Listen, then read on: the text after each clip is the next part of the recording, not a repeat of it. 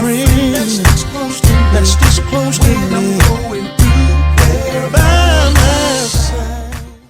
What's up, everybody? Hope everybody is doing well.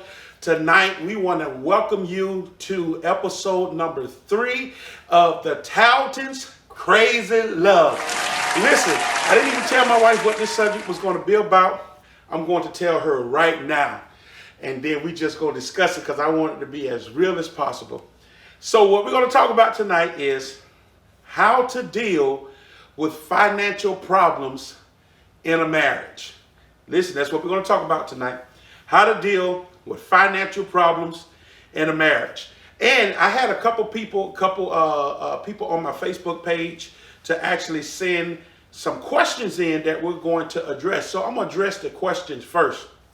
So I'm going to address this to my wife. So the first question was, should your spouse know about all your finances? That means know about, what you bring in at your job, what your check is, and, the money that you're bringing in. So that's my question. That was the question that was posed to us. I'm posing to my wife. I'm going to let her question. Should your spouse know about your finances? Well, I believe it depends on the spouse, on the couples. So I don't have a problem with my husband knowing what I bring in. He doesn't have a problem with me knowing what he brings in or whatever, because that helps our household, because we do everything as one. It's not like he say, I'm going to pay the mortgage and you're going to pay the bills, or I'm going to pay the mortgage and he's going to pay the bill. We don't do that. We don't split anything up. Everything we bring to the table, and we do it as a married couple. We do it as one. But I'm not knocking anyone how you do things in your household or in your marriage. But I don't have a problem with you knowing what I bring in. I really don't. I don't have a problem. I'm not going to say should your spouse know. No, I am. I'm going to say your spouse should know. You should know what your husband bring in, and she should know what he brings in. I don't think y'all should hide that from each other. I don't care who bring in the most, who bring in the less. You should know what you bring in. You should. Because that helps out with finances. That's just me personally. I'm not telling you that I disagree with you. I personally think that a husband and wife should know what each other brings in. To me, it's like this here.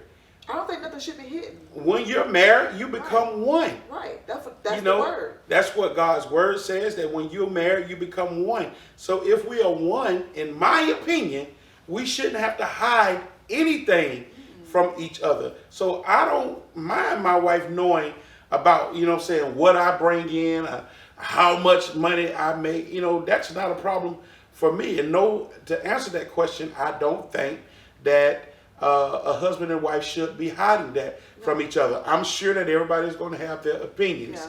Yeah. Let me also say this here when it comes down to this subject, because this is a big subject on, financial problems in marriage and how to actually get over it. Every marriage is going to deal with their financial structure in a different way. Yes. And it don't mean that it's wrong. The way me and my wife deal with it is the way that we deal with it with our home. And we've seen it actually proven for us. It's worked for us. We've been blessed with bringing our finances together. Can I say something? Go ahead. With that, I'm going to tell y'all, because I come from not a good structured background as far as finances on how to budget. And I think I know with me married to my husband. Hold on, I want to talk about that because I already know what you're finna go in. Okay. This was the second question. Okay. The second question that came in is, should the person that makes the most money be over the finances? No. That was the question. Absolutely not. Because I think he was getting ready to go into the area a little bit.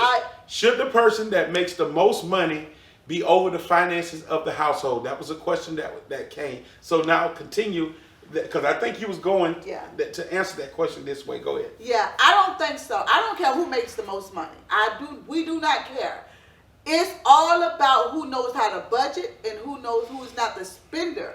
I am the spender. Yes, she is. I do not. Let me tell you, my husband, thank God for my husband. Thank God for a man of God that God put in my life that brings structure, not only into our household, but into our marriage. No, seriously. You want something. I don't want nothing. That's why she give me accolades. You want what you want. Why you don't be looking like that? I cut this camera off. I cut it short. y'all have a short episode tonight. I'm trying to tell you. No, but he learned. My husband come from a business background with Papa, rest in peace. We just lost him just a month ago. So Papa taught his kids, his grandkids on how to save, business-wise, everything. Me, I didn't come from that structure. I didn't come from that type of background. I'm adopted. So I came from a single parent that my mom had to take care of 7 kids. And she met, she did as best as she can to supply for us. But do I feel like the person who makes the most money? No. It's all about who is more structured when it comes to money, who knows how to save. And you can't have 2 spenders. You have to know how to balance.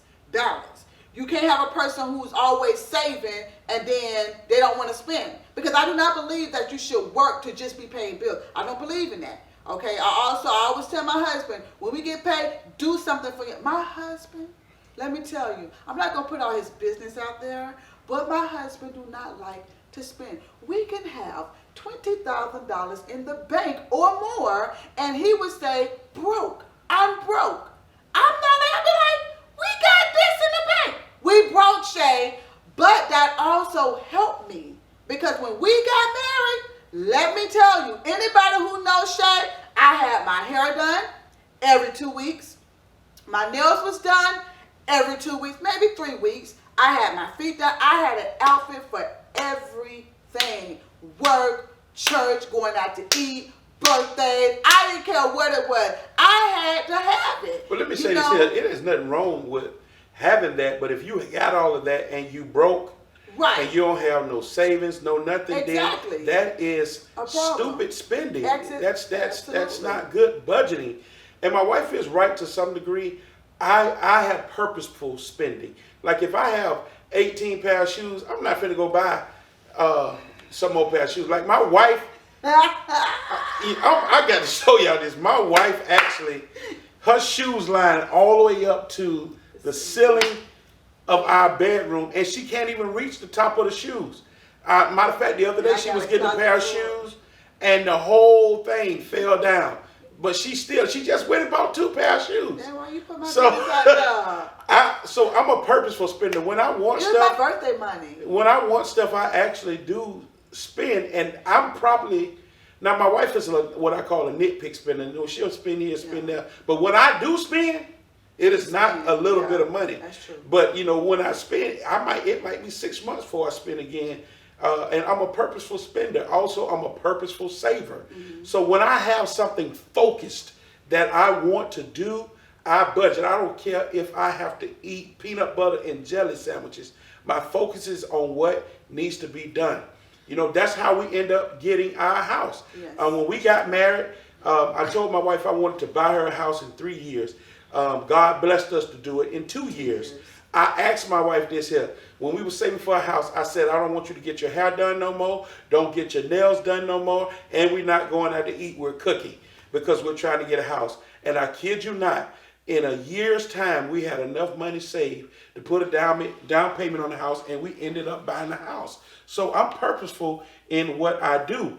But the thing is, couples have to, I think one of the first things to help deal with financial problems is agreement. Mm-hmm. I think agreement is so important. You have to come to an agreement on the goals that you have. What do you see yourself in the next 2 years, 3 years, 4 years, 5 years financially as a family? And what is it going to take to get there? You have to have an agreement. And some of y'all, I'm going to tell you this here too. Some of y'all married people that y'all knew they wasn't good with finances when you was dating them. And then once you get married, you expect for that to change. And a lot of times that does not change. It just don't change. Some people just probably would never be good with finances. And if you're married to a person that's not good with finances, and you are, that person has to be mature enough to accept that this is a weak area, that, I mean, whether it's the husband or the wife, because some people have a problem, some men have a problem with having their wives over the money. The thing is, if your wife is better at handling budget, let her be over it for the betterment or the good of the family. So my wife, she knew that I was better at financial budgeting. You know what I'm saying? My wife ain't finna sit down and go over numbers and stuff like I do. So what I do, I go get the budget and I go tell her, listen, this is what we got, this is where we at. Because she don't have time to be trying to sit down and go over numbers. I sit and go over stuff for hours until I get it where it needs to be. And then I present her with it, let her know what we can spend, what we can't spend. Some months we're able to spend, some months we're not able to spend. I appreciate my wife for listening to me, but it took time. And I believe that once she's seen the success of my budgeting, now it's not hard for me to share with her, baby, we don't need to spend this month. But I think the first thing is agreement. Once you agree with what you're trying to do with your finances, and who's going to be over this or who's going to be over that, or even if it's that you're going to pay this much, we're going to pay this much, we'll go down half with everything. Whatever the agreement is, it's just that everybody needs to stick to the agreement and then have goals. Don't just want money to just spend money. Have goals of saving for a rainy day. Have goals of investing into businesses. Absolutely. Have goals of investing. If you got 401k, not that I agree with it. If I don't like 401k. If you have 401k, I mean, you should have goals on how you can put your money away so that you can retire by a certain time. I don't want to be working until I'm in my 70s and 80s. I want us to build a retirement. I was just sharing with my wife, I kid you not, the other day. I said, baby, what's important to me is that when we get, in our 50s, We're not far from that. I want at all. to be able to relax. I don't want my wife to have to go to work, unless she wants to. I don't want to have to sit and go to work because we have to. I want to have a good retirement so we can actually enjoy retirement. You have some people that work all the way up until their 80s, and when they get ready to retire, they can't even enjoy it because they can't hardly walk. They can't hardly do the basic necessities of life to be able to actually enjoy retirement. So there should be agreement. There should be a purposeful saving. Have a goal, write down your plans together and sit down as a mature couple, a mature marriage, and discuss those things. There was another question that was asked. I forgot what that question was. I think I answered the questions actually. So that's, to me, how you deal with financial problems. People also have to be honest, man. Yeah. You have to be honest. You have to be honest, and you cannot. This is a big thing that causes financial issues in marriage. You cannot be married and expect to have financial success if you're selfish. If you're selfish and you're only thinking about yourself and not how you and your spouse can have financial security or financial success, you're going to have financial problems in your marriage. You can't be selfish. Everything you do financially shouldn't just be about how you can better yourself. But I look at, if I do this, how's it going to affect my wife? How can it help us to be in a better place financially? I kid you not, everything I do, it's really about us, man. It's never me just thinking about myself. With that, I'm not the spender. My wife is the spender. I am definitely. I already know that if I come home and I got 7 $1 bills in my pocket and I put it on the dresser, it's gone.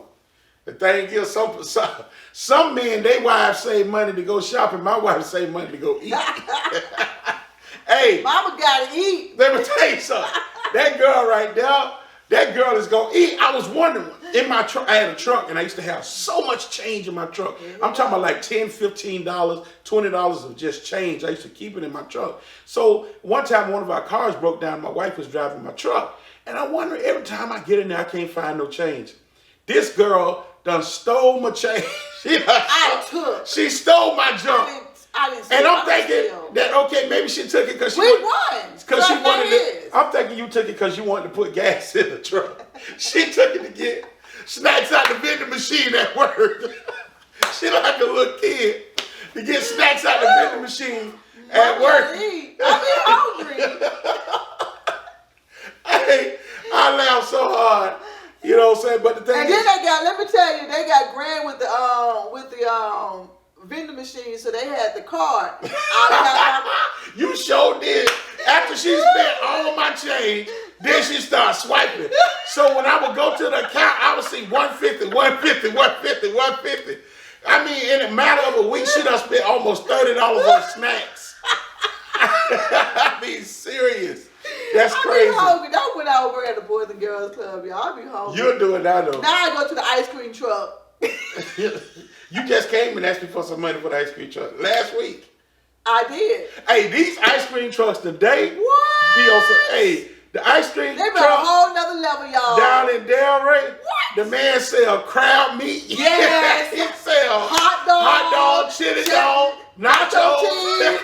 Hey, it ain't like the ice cream trucks back in the day when I was coming up, but it's these real ice cream trucks.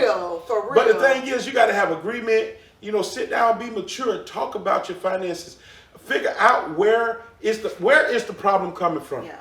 And when you and when you come to the table to discuss it, don't do it in anger, because the goal is to bring everything together. And when I say everything together, I'm not talking about bringing all your finances together, because y'all may not want it to be together like that. I'm talking about coming into agreement. Mm-hmm. That is the purpose of you sitting down, discussing it, writing down. Sometimes it might take a couple of days. You might not be able to figure this out in one day. Let me go ahead and tell couples that. You might not be able to figure this out in one day. It may take some time. But write down. Get it. You can Google a budget sheet. Write everything down on what you spend out in a matter of a week. What are you spending on? And I'm serious, be honest with it. What are you spending on food? What are you spending on gas? What are you spending on miscellaneous? What are you spending on your light bill? What are you spending on rent or mortgage? What is the internet? What is the phone bill? You have to write all your bill, everything down. I don't care how crazy it is. Go through your account, write everything down, and see, do it make sense. I know there was a time, before we cut the video, there was a time me and my husband, he had spoiled me. I have to give it to him. And I don't expect I did what now? You have spoiled me. Because you said you're not spoiled. You just told me that. So are you, hold on, wait a minute. I need you to look into that camera, and then I'm going to ask you a question. Is Miss Shay Talton spoiled? So he has spoiled me. There you go. So you are spoiled. Hey, let me finish. Are you spoiled? Yes, Anthony. Thank you. I'm done. So he has spoiled me. So my husband told me, you know, when we first got married, babe, I want to give you the world, and I want to take you to nice high-end restaurants. You know, I want you to get that experience. And I must say, he has taken me in nothing but to high-end restaurants. And there was a time that all we went to, and we still do, we just know how to balance it out. High-end restaurants, and I do mean high-end restaurants. And we was spending a month, what? Oh my God. We was doing somewhere out to eat and with restaurants close to about $1,200 a month. A month. And let me tell you, it wasn't every day. It was Sundays, and sometimes weekends. Well, it's normally, we were spending big on the weekends, but every day we was eating too, because we wasn't at that time we wasn't cooking a whole lot. And anybody know me, I love to eat, so I like to eat really healthy. And one of my healthy restaurants I love to go to is Bole. I love Bole, and I love Starbucks too. But Bole You just say you like to eat healthy. That's what you just said. I do like to eat healthy, man. You know I do. I don't eat healthy all the time, but I do love to eat healthy. That is true. Right. You do eat healthy, but not all the time. Yeah, not all the time, but I do love to eat healthy. I can eat. I want to know something. Last night you were eating shrimp because we had a crab bowl, and I just want to know, why do you suck your shrimp like that? Like you was. Hey, she made them shrimp sound so nasty. Good. That was the nastiest shrimp. I'm like, I've I've never eaten shrimp and sucked it. She like, that was so Man, nasty. I'm a professional when it comes to that seafood. I am a professional, baby. And I eat all types of seafood. But I had one more story go ahead, babe. about this high-end food. So on my birthday, my wife know I like steak, but I don't like no cheap steak. I can tell the difference. So we stay here in Palm Beach County, and there's a place called Palm Beach Island that has nothing but high-end restaurants. Mm-hmm. So we went over there. I mean, the restaurant was so nice. Come on, Blacklist Steakhouse. I can't even think Oh, of the it must have restaurant. been. And I got this nice tomahawk steak. I Yeah, mean, it Blacklist was Steakhouse. big. So I'm gonna tell you, anytime you go to the restaurant and you look at the menu and there's no prices, get up and walk. Hey, And listen, we brought Jackie and Roderick. if it ain't no prices, get up and walk out, man. So we got finished eating, and our bill was about $400. No, that was Jackie and Bill. How much our bill was? Our bill was close. It was like $3. But by the time we got done with the tip and our parking, it was about $3.50. And I didn't want the steak no more. I mean, I didn't even enjoy it. I couldn't eat. I mean, I was talking at first. I was like, man, this steak good.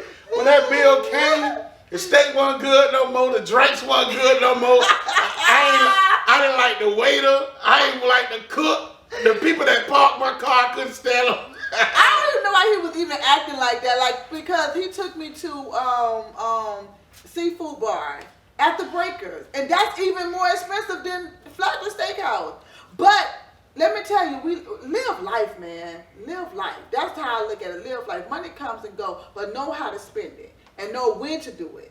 And I think with my husband, you know, he has supported me with it when it comes to that. You know, I'm not going to say I won't go to no Red Lobster or I won't go to no Chili's. You know, if somebody invite me, of course I'll go. But once you start eating that, eating that nice restaurant, you can tell the difference. You can definitely tell, the difference. And the butter tastes different. oh my God. No, seriously, the butter does taste different.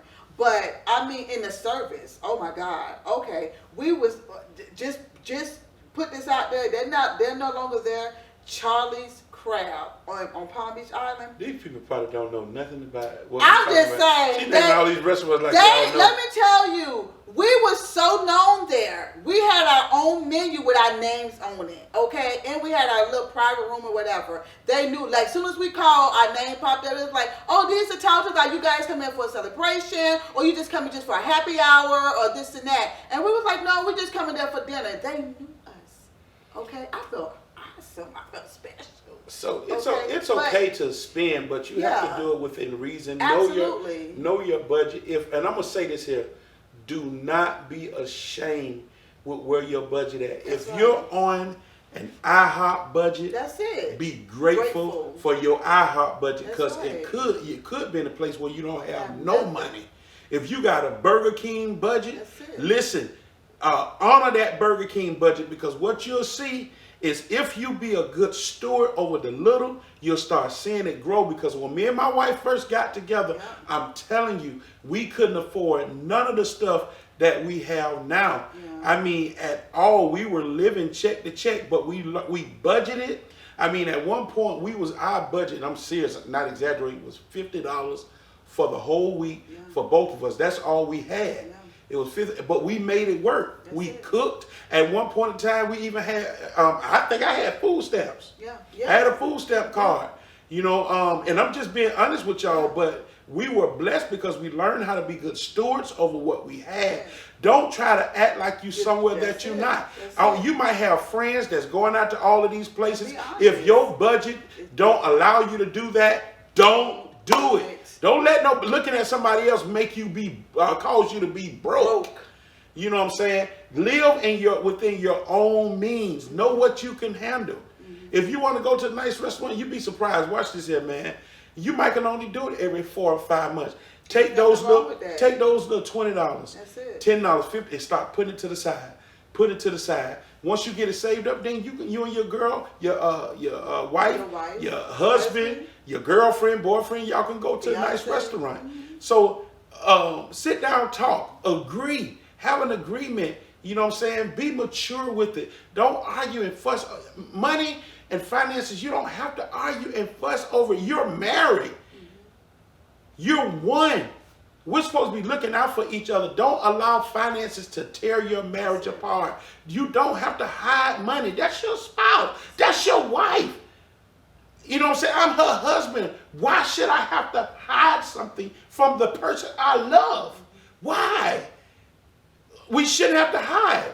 We sit, we be open with where we at. Be open with our weaknesses. Be open with our strengths so we can come together as one. And our finances can help us to build a strong, solid empire. That's what I believe will help everybody. Listen, I appreciate you guys so much for taking the time out. I know this one took a little bit of time, longer than actually I really expected it. But I hope you guys enjoyed it. Listen, if you did enjoy this, and I hope you did, make sure you subscribe to our channel. Give us a thumbs up. Share it with somebody. Yes, if you share, think that y'all. this will help you, help somebody else, share it with them. Absolutely. But you make sure before you leave and cut this video off, subscribe. And we thank you so much for coming on to our third episode of the Taltons Crazy Love. Good night, y'all. Let's disclose when I'm going through. Everybody